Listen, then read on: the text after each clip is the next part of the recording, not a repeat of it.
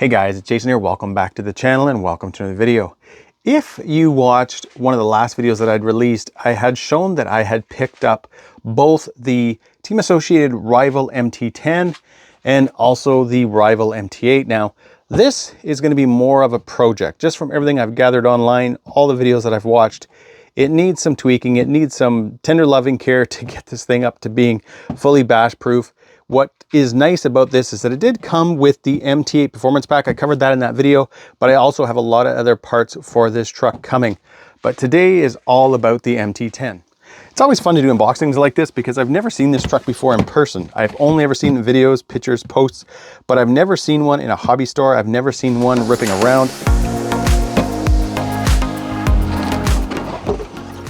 Just gonna set that over there. We've got the manual. Looks like we've got some Allen keys. And we've also got the transmitter, which I don't plan to use at all. If you watched again that last video, guys, I had mentioned that I was going to be running with a radio link receiver and radio my RC8X right away.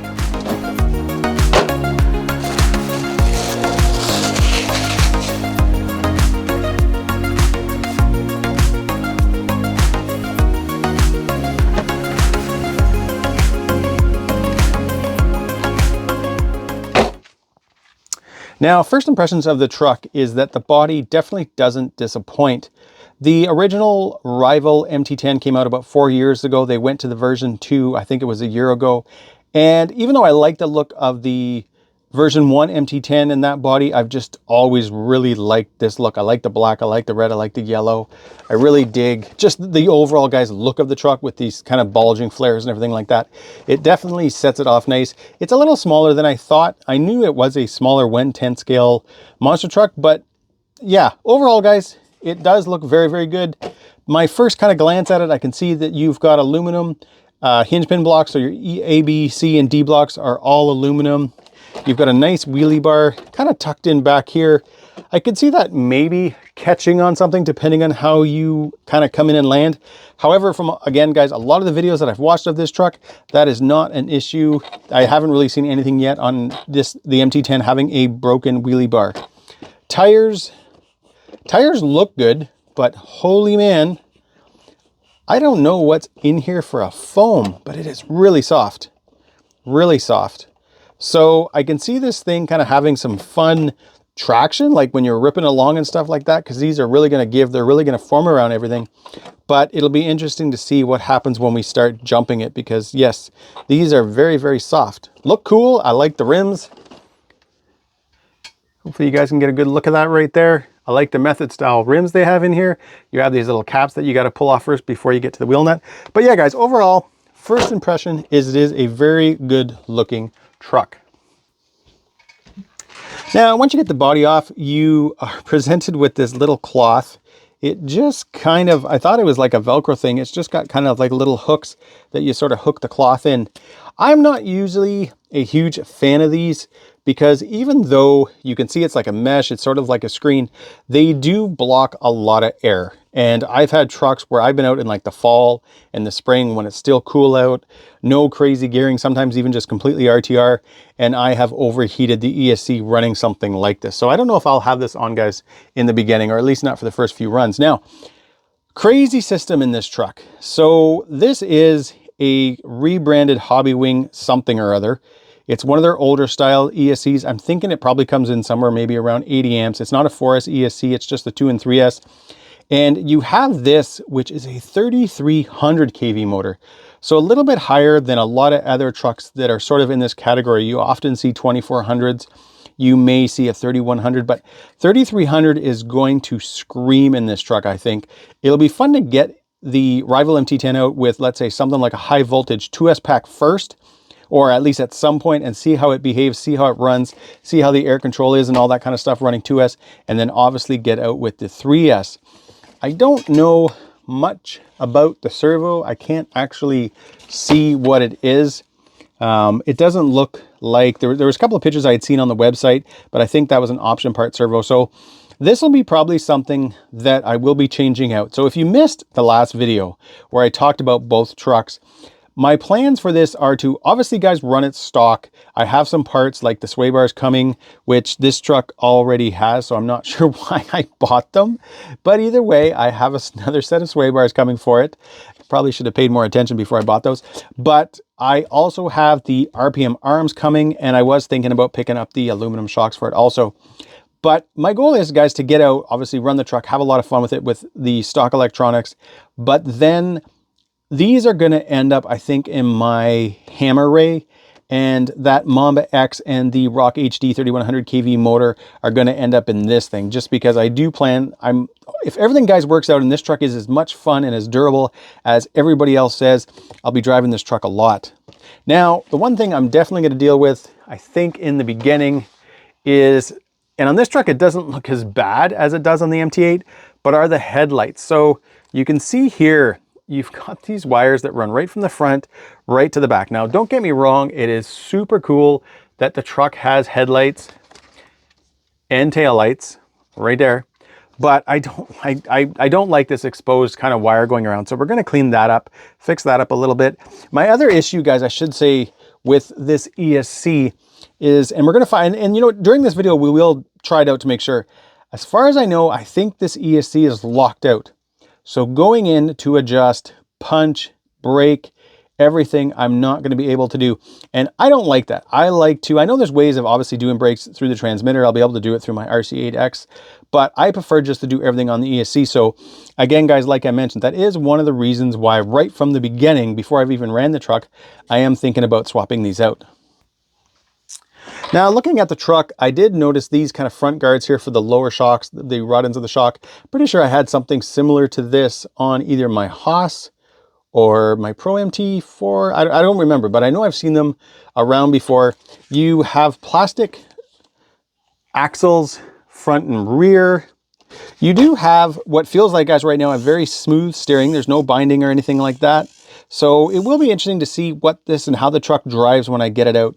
I'm assuming that this is probably a fixed 6-volt BEC, which means this is probably, guys, just based on past experience, probably going to be kind of low torque. Now, this is a 110 scale truck. It doesn't have big tires. It also doesn't weigh a lot. I think it comes in a little under 6.5 pounds. So obviously, guys, we'll give the servo a try, but I do prefer something that's kind of quick and snappy for when I'm running. So either way, until we get the truck out, guys, I'll kind of hold off on saying that I'm going to change that right away. Now, like I've already mentioned, you have a plastic chassis, plastic skids. Again, the only thing, guys, I see that is aluminum are your hinge pin carriers. I did, for some reason, I thought this truck actually had an aluminum Ackerman plate, which it doesn't. It's just plastic. The receiver box is right here. It's definitely small. So I do have a smaller, one of the smaller Radio Link receivers that will fit in here, luckily, but I'm just going to have to see how it is and see if it's all sealed up just to be waterproof so that I don't ruin the receiver when I'm, let's say, cleaning the truck or if I'm out running it in rain or snow or anything like that. You do have a decent looking sized battery tray. And on that note, let me grab some batteries. All right, so I'm not going to go around and grab every battery I have because the first one I grabbed was this. It's a Genzace 6000 milliamp 3S pack 100C discharge rate, and it fits.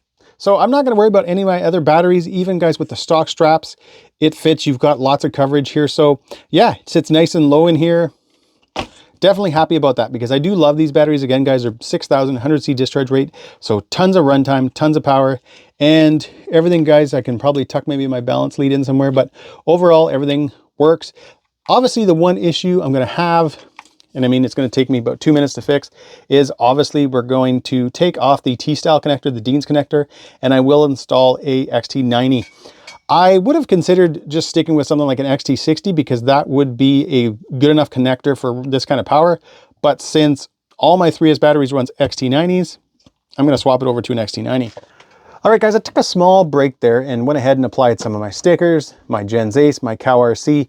But the big things I did while I was on break there was I soldered on the XT90, got rid of the T-plug, as well as I did install my Radio Link receiver. I set up the gyro and all that stuff. So what I'm going to quickly do is just power the truck up.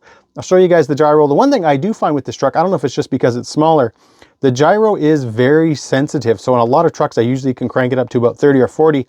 and it's kind of minimal input, where on this I noticed that if I did that, it really kind of moved the tires. It was really adjusting fast.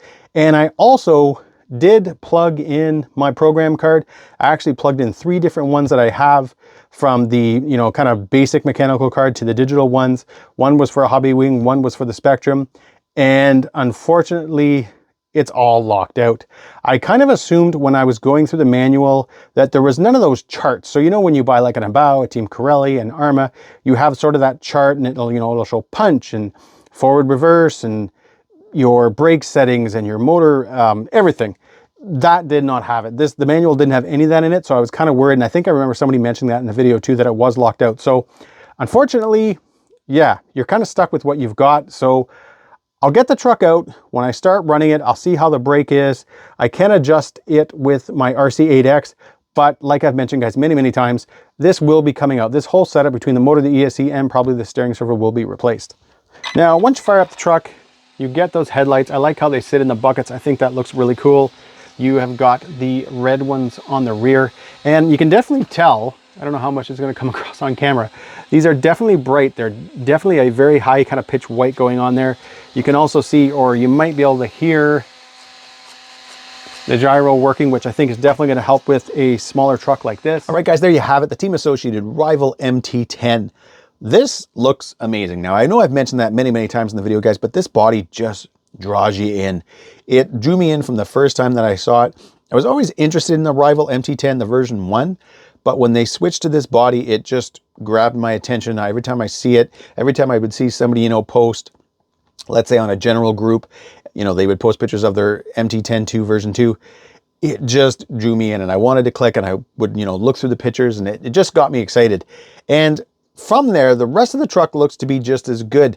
A lot of companies sometimes will overbuild a small truck like this. And the problem with that is that they add a lot of unnecessary weight, which puts strain on 2 things. One, obviously the electronics, because usually you still won't have a big system in a truck this size. So you lack in performance, acceleration, all that kind of stuff. You'll have issues correcting in the air because you don't have the power. But at the same time, because you overbuilt some parts of the truck, it'll put a lot of strain on everything else. It'll put a lot of strain on some of the plastic parts in the truck. So you will actually find that even though some parts are overbuilt and really beefy, it will actually impact those other parts and make the truck not fun and make the truck not durable. Now, you are going to hear me talk a lot about the Synchro 4, probably when I'm running the Rival MT10, so I wanted to quickly touch on that in this video. The Synchro 4 from Team Corelli is an animal. It is without a doubt the best RC at a $400 to $500 price range that you can buy. I drive this the same way I drive everything else. And I have been able to, not just able to, guys, this thing gives me the confidence to send it off a ramp at full send, full pin, and it takes it. Now, don't get me wrong, when it comes down on the ground, it bumps, or it bounces pretty good, and it often bounces right over, but you're able to do that. And when you get to the buggy, you're able to flip it over, and it just keeps going. This is the new king of bashable RCs. I hate even saying at that price point, because I look at something like my Max Slash, which is utter garbage, and it is twice the price of this thing. And you would be, it's not even actually a comparison. This would be been the way to go. And for anybody buying something like a Max Slash and is looking for that type of performance, you're looking to actually do more than just drive your truck around the ground going boop, boop, boop, boop. This is the way to go, or many other RCs for that matter. But the Rival MT10, from just looking at it, going over it, the videos that I've watched, looks to be awesome as well. And I don't want to say a contender, because I don't really want to put these into, like, you know, a competition type thing. But when I look at this truck, guys, right now, I am pumped to run it, because again, it looks good, and I've been digging the smaller size trucks lately just for where I go and where I run and what they allow me to do. So either way, guys, I've rambled on long enough, and all I'm going to leave you guys with is stay tuned, because there's going to be lots of fun with this truck, lots of running videos, lots of changes, a few mods when it comes to, like I said, guys, we've got the RPM arms coming. I may switch out to the aluminum shocks, as well as the CVDs as well. That might be something that comes, the steel CVDs, that might come in the next little bit. But either way, guys, as always, if you enjoyed this video, give me a big thumbs up, please subscribe, and have a great day.